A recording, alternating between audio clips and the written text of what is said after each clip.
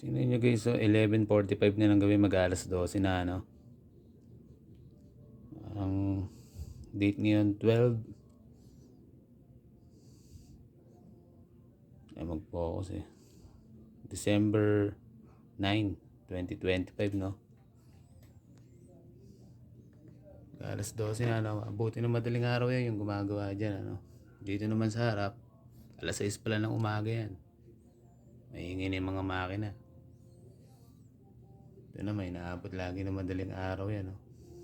May sounds pa.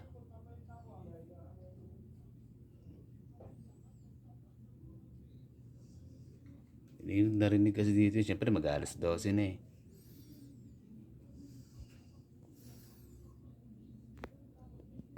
Nandito kayo, narinig niyo yung sounds. Buti nga hindi yung isang maingay na makina yung ginagamit eh. Hindi ko alam kung may hiya pa yung may-ari niya no. Grabe ho yan.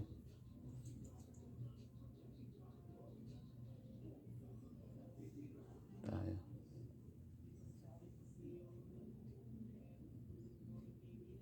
Siguro wala yung may-ari dyan pero dapat alam nila yan, di ba?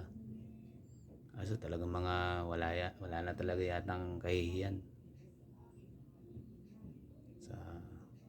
Wala silang pakialam kung nakakaperwisyo sila. Ang halaga sa kanila kumita ng pera.